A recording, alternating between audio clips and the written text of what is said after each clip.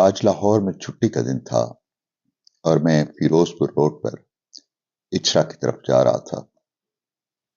चलते चलते मुझे ख्याल आया, यहीं कहीं सड़क के बाईं तरफ लाहौर का मारूफ पंचोली आर्ट स्टूडियो हुआ करता था, जो बाद में एवरनो स्टूडियो और फिर पासपोर्ट ऑफिस का मस्कन रहा। दरअसल पंचोली का आर्ट स्टूडियो, जो लाहौर का सबसे बड़ा फिल्म स्टूडियो था, अब तो इस इमारत का नामो निशान भी बाकी नहीं रहा। सब कुछ बदल चुका है। मैं सोचता हूं, वक्त का दरिया कैसे सब कुछ बहा के ले जाता है और किनारों पर महज यादों की सुनहरी रेत बाकी रह जाती है। उसका नाम दलसुख पंचोली था। वो 1906 में कराची में पैदा हुआ। लाहौर से फिल्मी सफर की शानदार इब्तिदा की और महज 53 बरस की उम्र में दुनिया से कूच कर गया। दलसुख के वालिद लाहौर में अमरीकी फिल्मों के सबसे बड़े इंपोर्टर और डिस्ट्रीब्यूटर थे। घर का माहौल ऐसा था कि फिल्म से दलसुख पंचोली की दिलचस्पी की इब्तिदा बचपन से हो गई थी। तालीम हासिल करने के बाद पंचोली ने न्यूयॉर्क का रुख किया, जहां उसने स्क्रीन राइटिंग की बाकायदा तालीम हासिल की। न्यूयॉर्क से वापस आकर उसने पंचोली आर्ट स्टूडियो में मुतहर्रिक किरदार अदा करना शुरू किया। पंचोली आर्ट स्टूडियो उस जमाने में लाहौर का सबसे बड़ा स्टूडियो था। दलसुख पंचोली की पहली फिल्म सोहनी महिवाल थी, जो 1939 में रिलीज हुई। फिल्म की बुनियाद पंजाब की मारूफ रोमानवी दास्तान सोहनी महिवाल पर रखी गई थी। इस फिल्म की कामयाबी ने दलसुख पंचोली का हौसला बढ़ाया, तो उसने अपने स्टूडियो पंचोली आर्ट स्टूडियो के बैनर तले गुले बकौली बनाने का ऐलान किया। इस फिल्म में पंचोली ने नूरजहां को कास्ट करने का फैसला किया। उस वक्त नूरजहां कमसिन थी और बेबी नूरजहां कहलाती थी। फिल्म में नूरजहां के अलावा सुरैया भी शामिल थी। मौसीकी के लिए पंचोली ने मास्टर गुलाम हैदर का इंतखाब किया। पंचोली आर्ट स्टूडियो की पहली फिल्म ने ही कामयाबी के झंडे गाड़ दिए। इस कामयाबी ने पंचोली के एतमाद में इजाफा किया और उसने अगले ही बरस एक और पंजाबी फिल्म यमला जट बनाने का ऐलान किया। इस फिल्म में नूरजहां और परान शामिल थे। ये परान की पहली फिल्म थी। इस फिल्म की मौसीकी मास्टर गुलाम हैदर ने दी थी और गीत शमशाद बेगम और नूरजहां ने गाए थे। ये फिल्म 1940 में रिलीज हुई, कामयाबी से हमकिनार हुई। 1941 में पंचोली ने एक और पंजाबी फिल्म चौधरी रिलीज की। पंचोली की पहली फिल्मों के बरक्स ये किसी रोमानवी लोक दास्तान पर नहीं बनाई गई थी। इस फिल्म की एक और खास बात यह थी कि इसमें नूरजहां पहली बार हीरोइन के रूप में आई थी। नूरजहां ने फिल्म में अदाकारी के अलावा गीत भी गाए। इस फिल्म की मौसीकी भी मास्टर गुलाम हैदर ने दी थी। ये फिल्म भी बॉक्स ऑफिस पर बहुत कामयाब रही।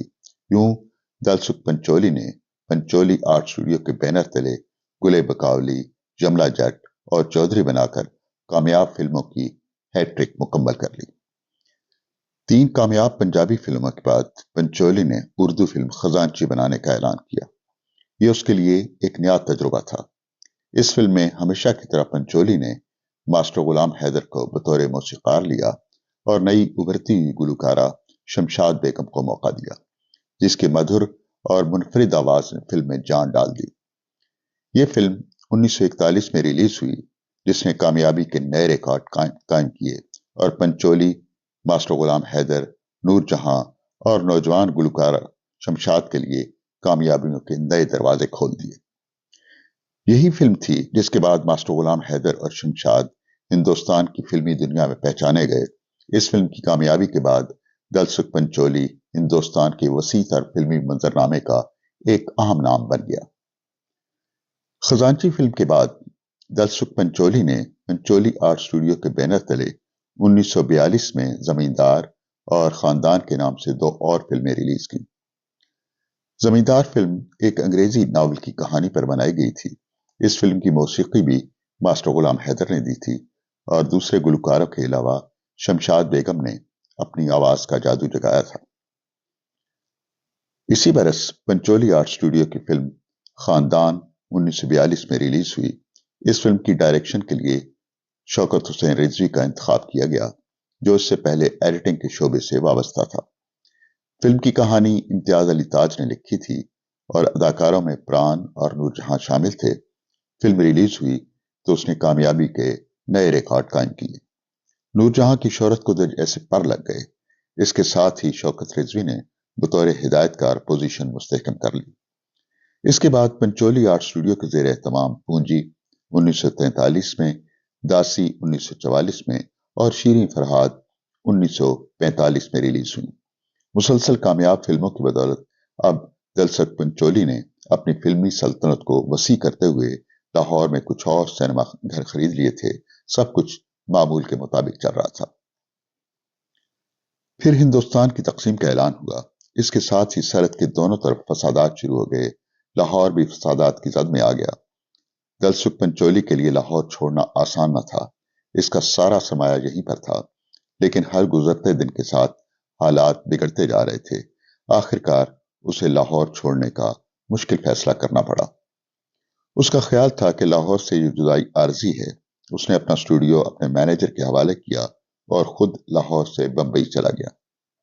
पंचोली आर्ट स्टूडियो इसके लाहौर जाने के बाद भी पंचोली के मैनेजर की जेर निगरानी चलता रहा। इस बैनर से रिलीज होने वाली आखिरी फिल्म गलतफहमी थी। दलसुख पंचोली लाहौर से बंबई चला तो गया था, लेकिन उसे यकीन था कि हालात जल्द बेहतर हो जाएंगे और वो वापस लाहौर आ जाएगा, जहां उसके कई सिनेमा घर और स्टूडियोज थे। लेकिन दिन महीने गुजरते गए और फिर उसकी लाहौर वापसी की उम्मीद भी दम तोड़ गई। तब उसने बंबई में पंचोली प्रोडक्शंस की बुनियाद रखी और उसके बैनर तले फिल्मों का आगाज किया। 1950 में उसने मीना बाजार के नाम से फिल्म रिलीज की। इसमें नरगस और श्याम ने मरकजी किरदार अदा किए। अगले बरस पंचोली प्रोडक्शंस की नई फिल्म नगीना 1950 में रिलीज हुई। ये एक सस्पेंस से भरपूर फिल्म थी। 1952 में पंचोली ने एक और आम फिल्म आसमान रिलीज की। इस फिल्म में पंचोली ने ओपी नैयर और सीएच आत्मा को चांस दिया। इससे पहले ओपी नैयर और सीएच आत्मा ने गैर फिल्मी गीत प्रीतम आन मिलो पर इकट्ठे काम किया था।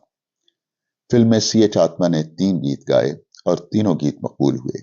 यह फिल्म बॉक्स ऑफिस पर कामयाब रही। उसकी आखिरी फिल्म फरिश्ता थी, जो 1958 में रिलीज हुई।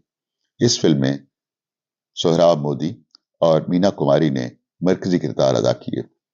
फरिश्ता पंचोली के शानदार फिल्मी कैरियर, जिसकी इब्तिदा 1939 में रिलीज होने वाली फिल्म सोनी महिवाल से हुई थी, की आखिरी फिल्म थी।